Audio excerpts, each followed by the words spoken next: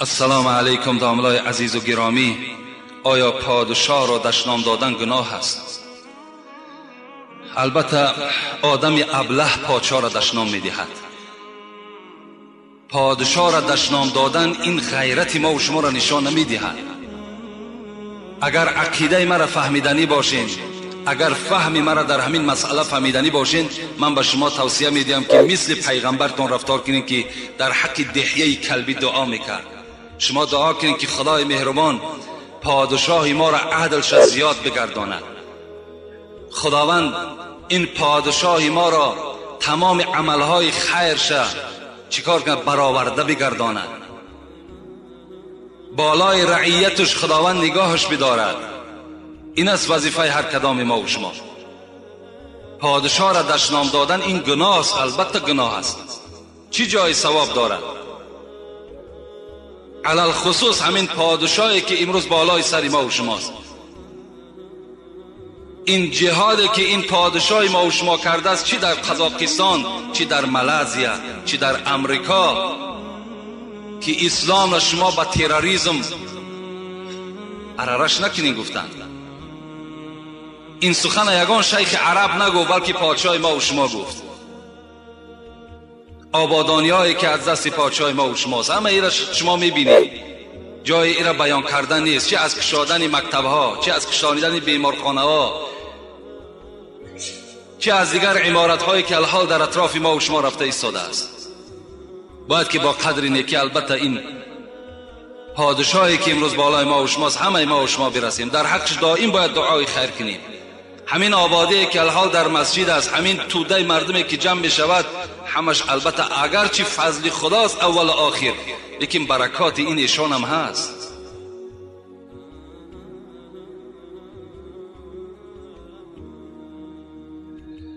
السلام علیکم داملای عزیز. قرآن در روی قبر خواندن درست است؟ یک نفر امر معروف کرد و گفت که آیت بالای قبر این عادت مردم، نه فرمان خدا.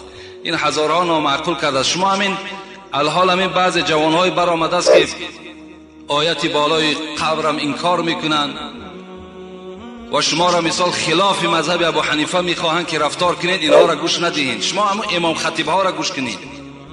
همین علمایی که امام خطیب هستند، پیشوا هستند، اونها را گوش اندازید. به هر یک جوان قد کوچه شما اهمیت ندهید. رسول اکرم میگوید که این حدیث ابو داود را روایت میکند: اقرأوا علی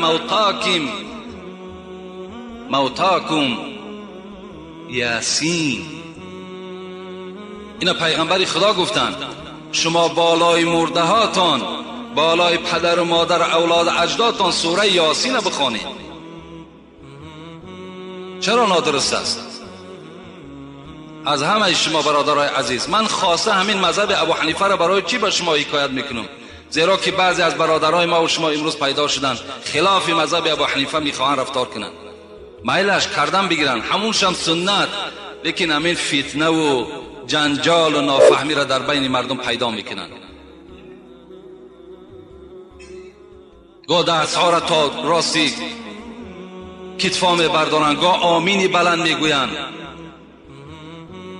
حالا که رسول اکرم که ابن مسعود راوی این حدیث است، میگوید 4 چیزی هست که باید پس گفته شود. اینم حدیث پیغمبر خداست: التعوذ و التسمیه و التأمین و التحمید. اعوذ بالله پس گفته شود، بسم الله پس گفته شود، آمین پس گفته شود، ربنا لك الحمد پس گفته شود. این حدیث پیغمبر است. برای کسی لازم از مرحمت کتاب نزد ماست. با بلند گفتن آمین عرق خریب من می شود. با بلند گفتن آمین زنا من می شود. بی حیایی قد می شود، نه قد نمی شود. مردم عقیدهش بیدار کردن در کار، مردم در نماز درست کردن در کار. همه این مسئله بعد حل خودش می یابد. هر مسئله که ابو حنیفه اخذ کردن همش با حدیث است، همش با آیت قرآن است.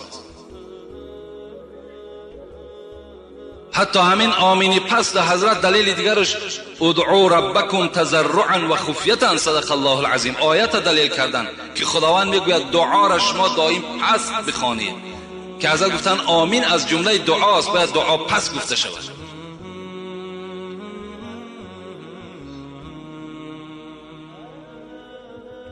این حدیث احمد، ابو داود، حاکم و حدیث حسن است. من چیشم نویساندم، اما اقرأوا علی موتاکم یاسین، بر مرده هاتان شما سوره یاسین خوانیم بالای قبر شونده. اینا هم احمد روایت کردن، هم ابو داود روایت کردن، هم حاکم روایت کردن، هم حنانم را روایت این حدیث کردگن و حدیث حسن است اگر اهل حدیث فهم باشد. السلام علیکم بابای حاجی، آیا در توی آیت خواندن جایز است یا نه؟ البته جایز است. امروز همین عقیده ویران در ما و شما پیدا شده است که فقط قرآن در مرده استفاده میکنیم، در زنده نی. روزهای توی چرا ما و شما آیت قرآن نمیخونیم؟ در معرکه ها میریم، خوراک میخوریم، دعا میکنیم و آیت نمیخونیم. چرا نمیخونیم؟ من استمع الى آیت من کتاب الله فله حسنه، گفت از پیغمبر. کسی که اگر آیت قرآن گوش میکند، کسی آیت قرآن میخواند، از برای اون نیکی میرسد. باید که البته در همون خاندان عروس است، شه است، باید که آیت خوانده شود و اونها را باید که ما و شما دعا بتیم. برای مرده لازم بوده است و برای زنده لازم نبوده است.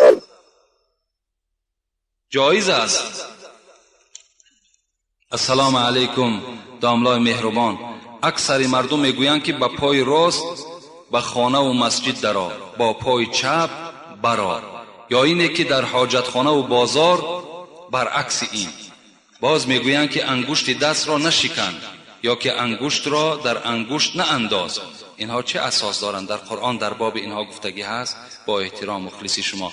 البته قرآن نه، لیکن حدیث های پیغمبری خدا در این باب هست که شما وقتی که مسجد می درآیین با پای راست درآیین، وقتی حاجت خانه می درآیین با پای چپ درآیین، وقتی بازار می درآیین با پای چپ درآیین و در بازار بسیار نایستیم بلکه تیزتر از بازار بیرون شوین و انگشت های دست البته صداش را مثال ما و شما زیر میکنیم میبرانیم، این صدای انگشت هاتون نبرانین، انگشت بالای انگشت بار نکنین. اینها همش در حدیث های پیغمبر هست.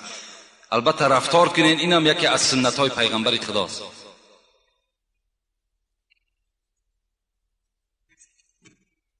السلام علیکم داملای شیرین سخن، من از شما خواهش میکنم که با سوال من جواب دهید. ما یک روز در همین مسجد شما نماز عصر را میخواندیم. یک شخص ما را گفت که تو این اشاره سبابه را مکن که این گناه است. آیا این گناه است؟ التماس با سوال من جواب دهید. البته علامت سبابه گناه نیست. چرا گناه است؟ علامت سبابه این سنت پیغمبر است که وقتی شما در التحیات خواندن همان انگشت سبابه را میبردارین، این سنت پیغمبری خداست. شما ثواب میگیرین، گناهگار نمیشین. حدیث های خیلی زیاد، حتی ابو حنیفه در کتاب فقه الاسلام و ادلته 4 امام که مذهبش صحبت میکند صاحب کتاب میگوید ابو حنیفه انگشت جمع نمیکرد بلکه همون حالت خودش ماندگی اشهد ان لا اله اشهد ان لا گفتند میبرداشتن همین انگشته و میپرتافتن الا الله میگفتند. خود ابو حنیفه میکردن. این در کتاب همون فقه الاسلام و ادلته موجود است. کردنش ثواب، کردنش سنت است. انجام دهین، این گناه نیست. السلام علیکم داملای عزیز، درود و رحمت با شما. من 2 سوال دارم. یا ایتها النفس المطمئنه ارجعی الى ربک راضیه مرضیه فادخلی فی عبادی وادخلی فی الجنه. چی معنا دارد؟ این از آیت فجر هست. یعنی ما و شما در حالت دوره کردن مرده ها میخوانیم یا ایتها النفس المطمئنه، ای نفس آرام گیرنده، ای نفسی که شما با قضای خدای خود راضی هستین، ارجعی الی ربک راضیه مرضیه، رو به نزد پروردگارت در حالتی که خدا از تو راضی است و تو از خدای خود خوشنود هستی. فادخلی فی عبادی وادخلی فی الجنه، داخل شو در گروه صالحان و داخل شو در جنت پروردگار. این معناش همین است. میگویند آدمانی که از پشت صورت روز قیامت عذاب میکشند، کسی صورت مرده را نگاه کند همان وقت مرده را عذاب میدهند. برای همین پیش از مردن صورت را بسوزانید. راست است. خدا باز هم به شما علم و دانش زیاد عطا کند. البته حق گفتن کسی گفتن صورت گرفتن در اسلام ما و شما اگر بی عذر باشد ما و شما را گناهگار میسازد. ما و شما نه صورت میگیریم نه صورت میکشیم. صورت هایی که لازم است، برای پاسپورت لازم است، برای یگان اراده سفر داری مرحمت صورت گیر، لیکن بیهوده صورت نگیر، بیهوده صورتی تر نکشن که در اصل هرگاهی که به صورتی تو نگاه میکنن تو را خداوند عذاب میدهد.